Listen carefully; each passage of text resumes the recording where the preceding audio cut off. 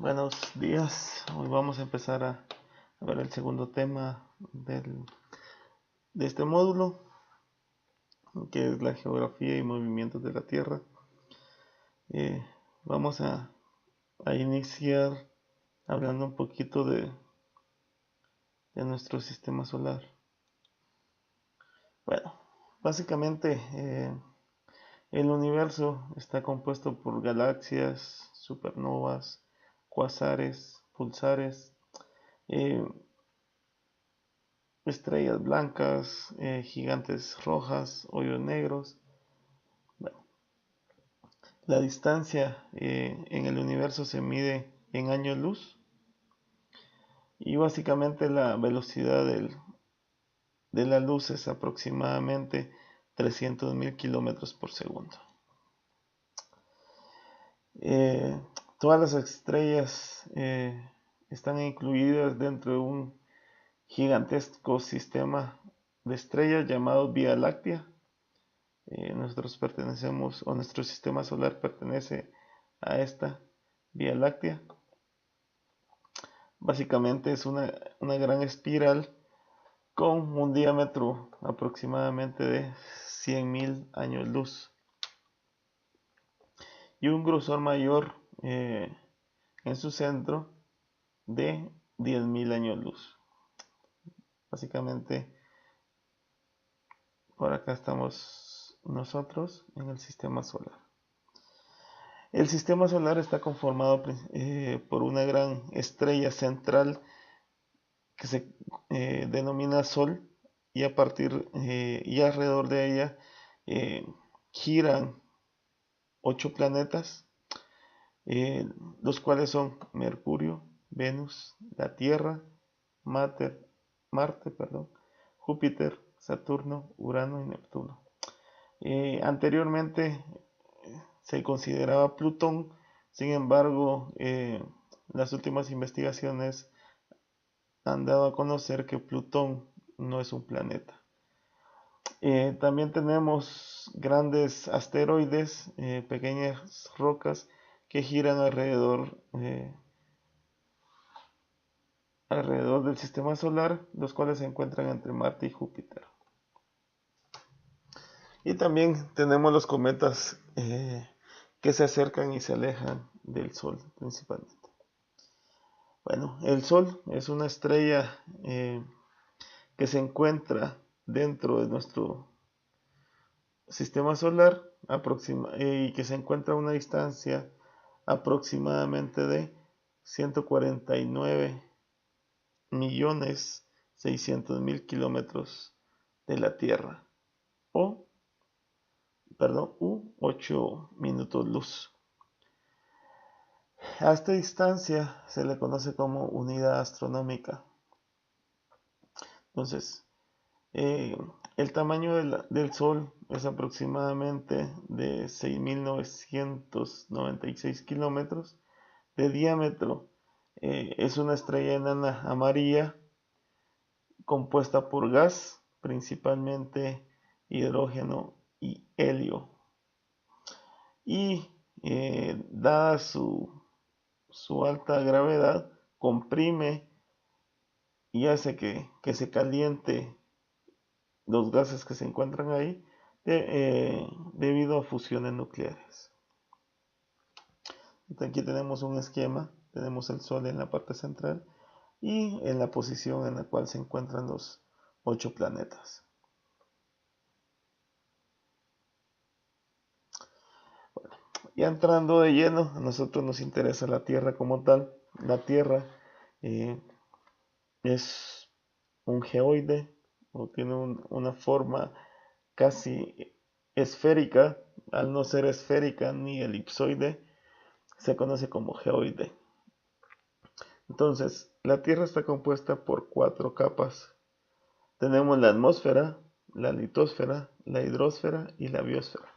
Esas 4 grandes capas o fases, también se le conoce como fase, son lo que conforman la Tierra. Desde el punto de vista de climatología o meteorología, nos interesa principalmente la atmósfera, que es, digamos, donde se dan la mayor cantidad de fenómenos hidrometeorológicos. La litosfera básicamente es toda la parte sólida que conforma la Tierra, y la hidrosfera es la parte líquida que se encuentra sobre la superficie de la Tierra. Y la biosfera va a ser toda aquella porción que presenta vida sobre la Tierra. Entonces vamos a hablar un poquito de la atmósfera. La atmósfera es una capa gaseosa que está compuesta principalmente por nitrógeno y oxígeno. Y esta capa rodea la Tierra. Realmente el diámetro de esta capa es variable.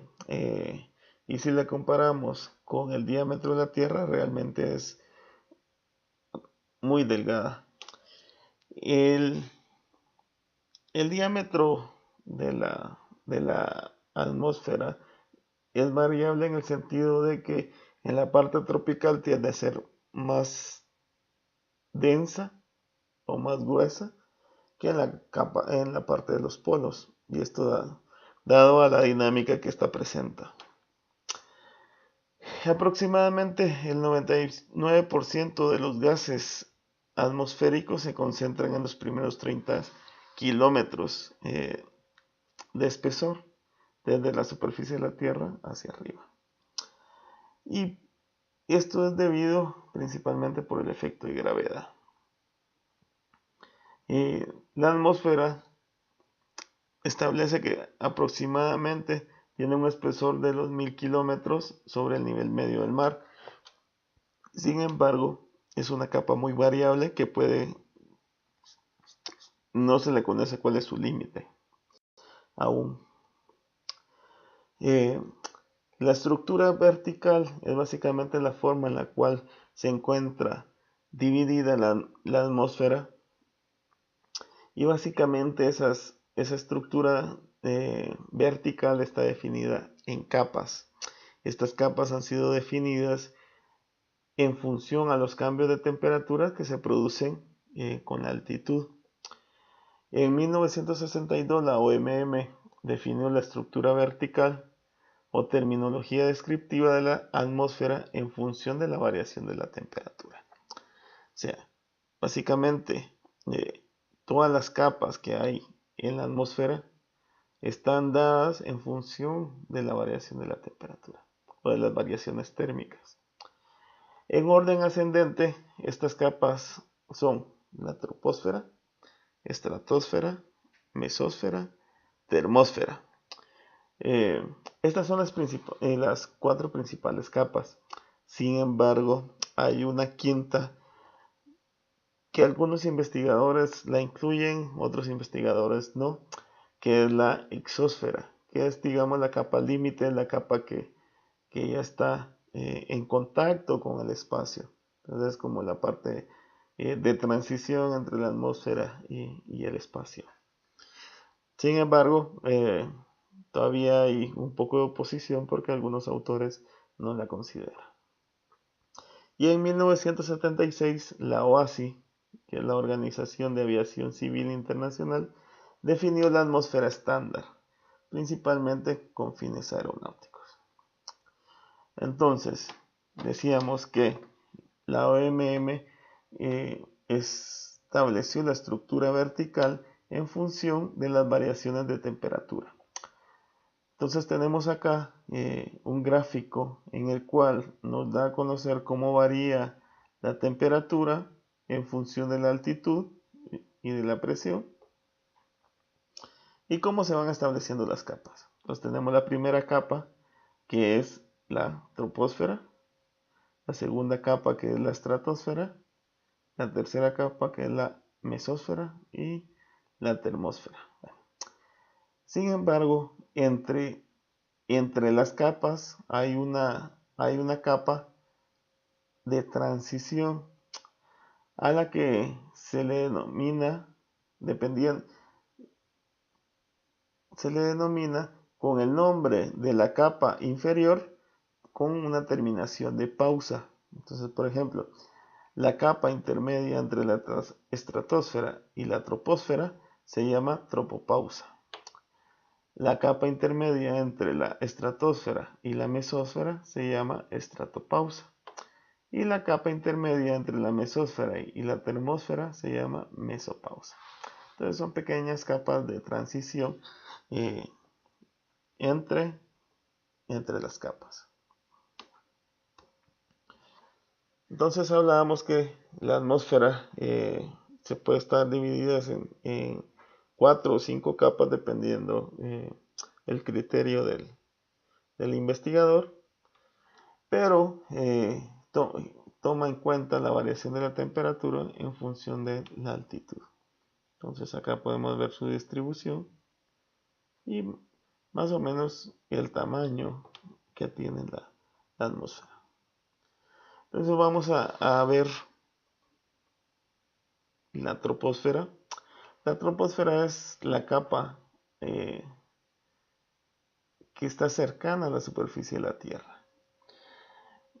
En la troposfera tiene la característica que la temperatura disminuye conforme aumenta. Entonces podemos ver que aquí la temperatura va disminuyendo conforme va aumentando la altitud. Entonces tenemos una línea recta. Y este cambio o este descenso en la temperatura conforme aumenta es constante. Entonces podemos hablar que varía entre 6 a 7 grados por cada kilómetro. O sea, si yo aumento 1 kilómetro en altitud, voy a disminuir aproximadamente 6 grados o 7 grados Celsius. Sin embargo, hay una pequeña porción en la cual la variación puede ser entre 7 a 8 grados Celsius por kilómetro. También en la troposfera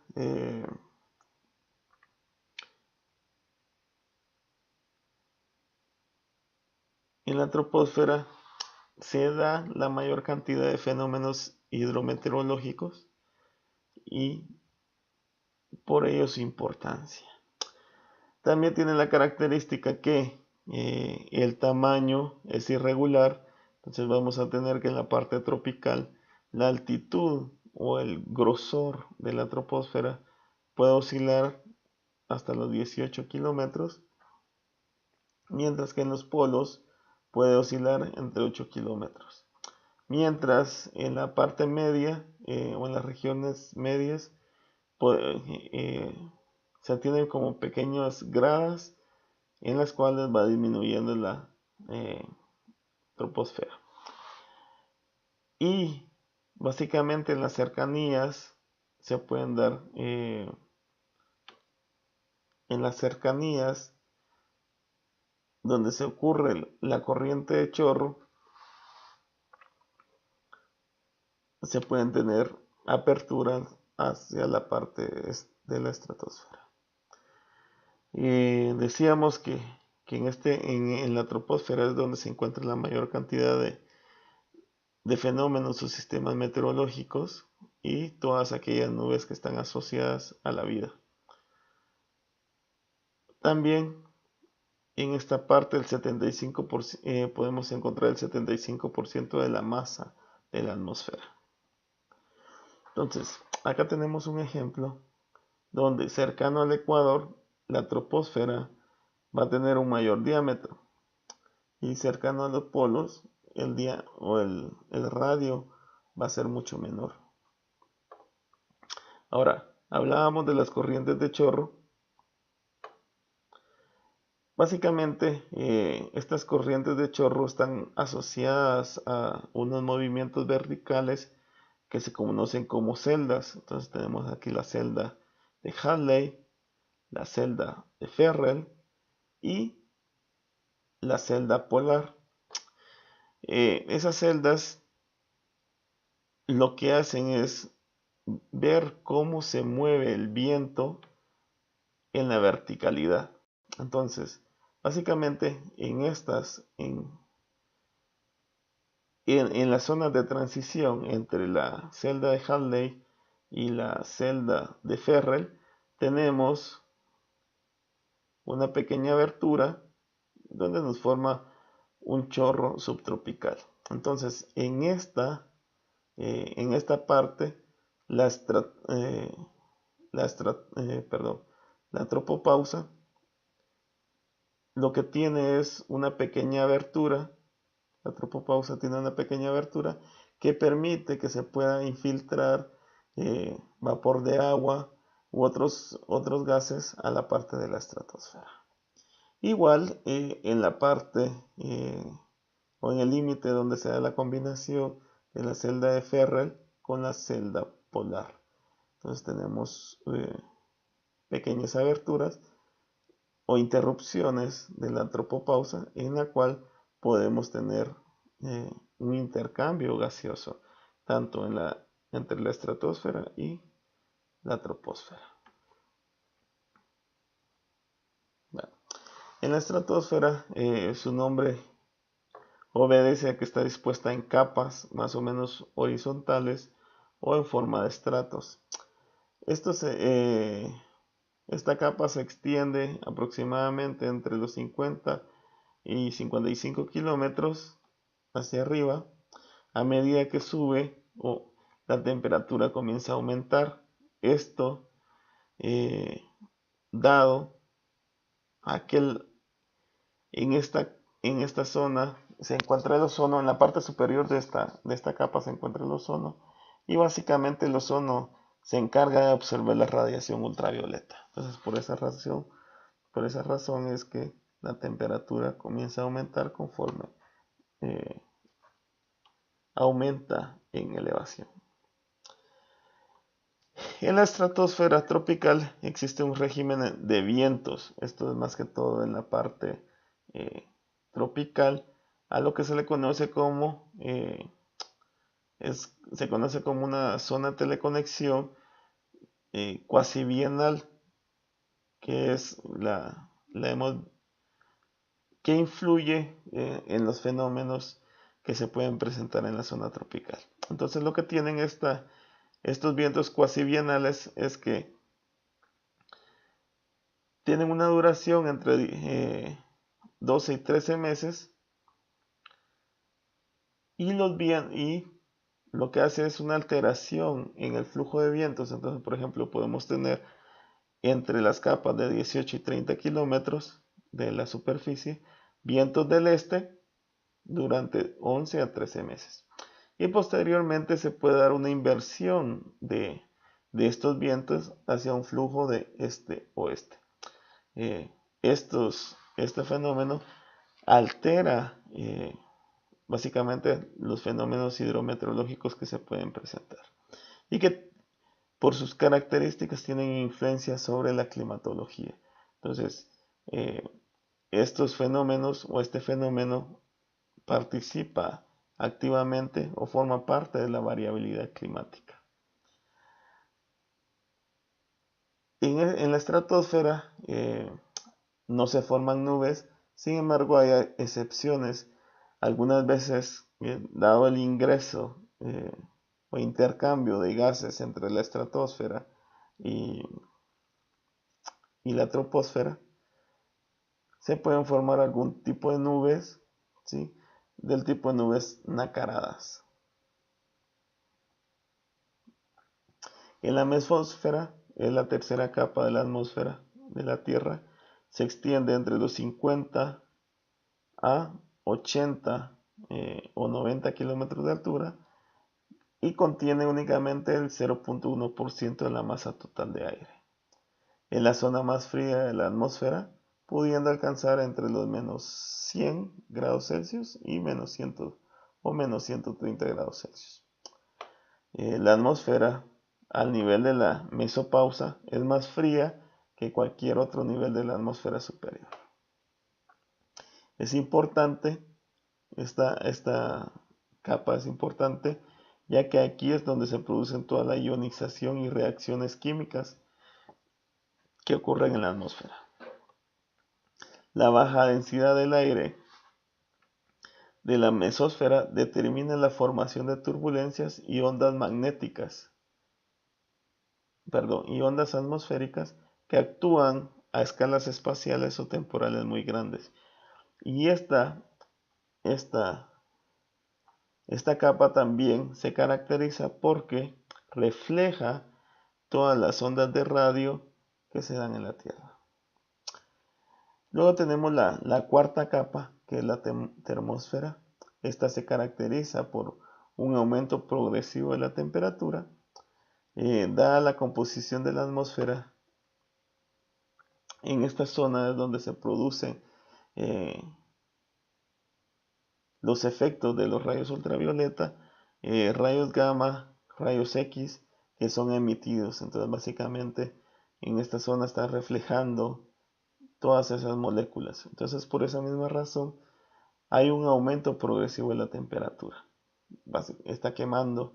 Y esa interacción o esa influencia de los gases lo que provocan en las moléculas es que se formen átomos libres. Entonces lo que se produce es una ionización de todo el material que se encuentra en esta zona.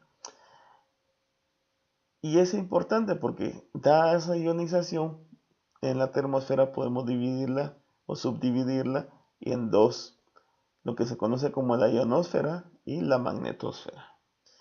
En la ionosfera vamos a tener el aumento de temperatura debido al calentamiento solar, esto principalmente por los rayos que están incidiendo. Hablábamos de rayos X, rayos gamma, rayos ultravioleta. Y dado que acá casi que estamos en el vacío, el aumento de la temperatura no es un aumento de la temperatura del gas, ya que este es casi inexistente. Por lo contrario, su fuerte reacción incide en del Sol y ioniza la poca materia que se encuentra acá. Y gracias a esa radiación incidente se forman iones, por lo que en esta región es una zona de gran conductividad, la cual permite reflejar las emisiones de radio que llega a la Tierra. Y la magnetosfera básicamente tiene su importancia, es que da a esa ionización, pone en manifiesto el magnetismo del campo terrestre. Y es aquí donde se forman las auroras boreales o auroras polares que se ven en ciertas épocas del año. Luego tenemos la quinta capa, que es la exósfera. La exósfera es la capa que está en contacto con el espacio. Realmente no tiene límites, porque no se sabe, digamos, dónde termina o hasta dónde se considera ya espacio. Los científicos han declarado que puede tener los 1000 kilómetros. Sin embargo, hay quienes dicen que puede llegar a los 2000 o 10.000 kilómetros desde la superficie de la Tierra. Entonces, la atmósfera la podemos dividir o subdividir en dos grandes grupos. La homosfera, que digamos que es la parte homogénea o donde se encuentran podemos encontrar gases, los distintos tipos de gases, que básicamente comprende la troposfera, estratosfera y mesósfera. Y la etenosfera, que se caracteriza por el descenso del peso molecular, o sea, básicamente aquí tenemos la cantidad de materia es muy poca y disminuye conforme se va aumentando. En esta zona generalmente se produce la separación difusiva con efecto similar a la sedimentación. Entonces, en las partes más bajas vamos a encontrar los gases con densidad más alta, y en los más ligeros se van a ir sobreponiendo en las partes superiores.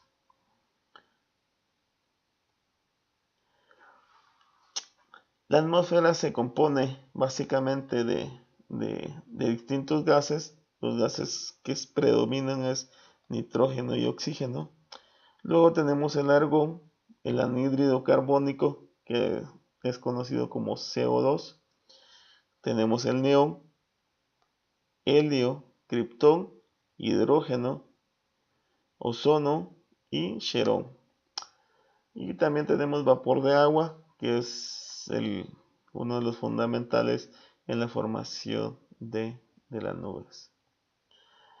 Bueno, luego tenemos la dinámica atmosférica. Bueno, la dinámica atmosférica se da como parte de la termodinámica o de la física que en conjunto con los flujos de energía comienzan a formar aquellos procesos atmosféricos. Estos procesos presentan una gran complejidad por la enorme gama de interacciones que se puede tener en el seno de la atmósfera. Entonces, básicamente se encarga de ver cuál es el proceso, digamos, en la formación de nubes, en la formación de una tormenta o en el transporte de humedad de un lugar a otro. Todo esto es la dinámica atmosférica. Y básicamente la dinámica atmosférica está establecida bajo tres leyes, que son las tres leyes de la termodinámica. Estas leyes rigen todo el mundo físico natural y constituyen la base científica para los procesos en el campo de la dinámica de la atmósfera. Entonces acá vemos cómo el intercambio en la energía permite que la formación de ciertos procesos. Por ejemplo, la formación de lluvia, una nube convectiva, el intercambio o el choque de dos masas, cómo se puede dar ese intercambio de temperaturas, cómo me produce lluvia o qué efectos puede producir. La formación de ciclón tropical, etc. Ahora bien, la atmósfera como tal, podemos hablar que tiene 5 funciones básicas. Uno es la fricción atmosférica. La fricción atmosférica, esto se debe principalmente cuando ingresa un meteorito o un objeto extraño a la Tierra y en el momento que ingresa, dadas los gases que componen la atmósfera, se encargan de crear una fuerza contraria a ese movimiento que se conoce como fricción y por fricción, digamos, comienza a desintegrar o a reducir esa partícula.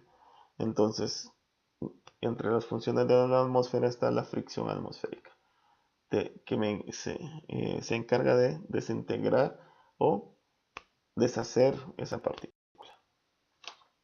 Tenemos otra propiedad en la atmósfera que es muy importante, que es la velocidad constante en caída libre. Esta velocidad constante en caída libre es cuando la fuerza de gravedad se iguala a la fuerza de fricción. Entonces, en ese momento, la partícula deja de acelerarse y su aceleración es cero. Entonces, la partícula comienza a caer a velocidad constante. Eso tiene una gran ventaja, porque por ejemplo, si una partícula, una gota de agua, se acelerara, o sea, si no existiera esta velocidad constante, se aceleraría tanto que al momento de caer o chocar, sería un gran impacto que incluso nos podría matar. Entonces, la velocidad constante de caída libre tiene el beneficio de solo impactarnos y no producirnos daño.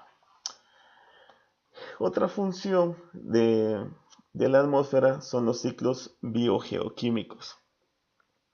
Bueno, los ciclos biogeoquímicos son ciclos que están ligados con la vida, la geología. Entre ellos podemos citar el ciclo del nitrógeno. Entonces, ¿cuál es la relación entre la atmósfera, por ejemplo, y la vida? Entonces, el nitrógeno es un elemento que está incluido dentro de la cadena biológica o de la vida, ya que el ADN, digamos, en un ser vivo, está compuesto por cadenas de nitrógeno, o podemos encontrar el nitrógeno dentro de este compuesto dentro del ADN. Entonces, los ciclos biogeoquímicos se encargan de ver cómo interactúa un elemento entre la atmósfera y la Tierra. Otro de los ciclos biogeoquímicos es el ciclo del carbono. Entonces, ¿cuál es la dinámica, digamos, del CO2 en la atmósfera y la dinámica del CO2 en el suelo o en los árboles, por ejemplo? Entonces, sabemos que los árboles son los únicos capaces de absorber ese CO2 por efecto de la radiación lumínica, y a cambio de ese CO2 produce agua y produce oxígeno, o vapor de agua y oxígeno. Mientras nosotros como seres heterótrofos únicamente consumimos el oxígeno y producimos CO2. Otro ciclo biogeoquímico, tenemos el oxígeno, que es básicamente cómo se intercambia el oxígeno. Y acá hay una parte importante que es el ozono. Entonces, cómo a partir de oxígeno se puede formar una molécula de ozono. ¿Cuál es la diferencia? El oxígeno está compuesto por dos eh, moléculas de oxígeno, mientras el ozono está compuesta por tres moléculas de oxígeno. Esa es la diferencia. Entonces el oxígeno como tal vamos a encontrarlo con dos moléculas y el ozono va a ser tres moléculas de oxígeno. Otro ciclo biogeoquímico es el ciclo del azufre. Entonces, cómo intercambia, cómo participa, por ejemplo, en la actividad volcánica, que es los que producen las mayores tasas de gases de azufre con la atmósfera. Hoy en día no solo son los volcanes, sino también están las industrias. Entonces, las grandes cantidades de este tipo de gas me puede producir lluvias ácidas si se combinan, digamos, con agua. Entonces me puede formar un tipo de ácido que se conoce como lluvia ácida, que realmente repercute sobre la vida en una región. Otro ciclo biogeoquímico muy importante es el ciclo del agua y el ciclo del fósforo. Entonces, cómo están interactuando. Otra de las funciones de la atmósfera es que sirven de filtro hacia radiaciones solares, como son los rayos gamma, los rayos X y los rayos ultravioleta. Entonces, si no existieran estos filtros solares o estos gases en la atmósfera, realmente no se pudiera dar la vida como la conocemos en la Tierra. Y la última función es el efecto invernadero.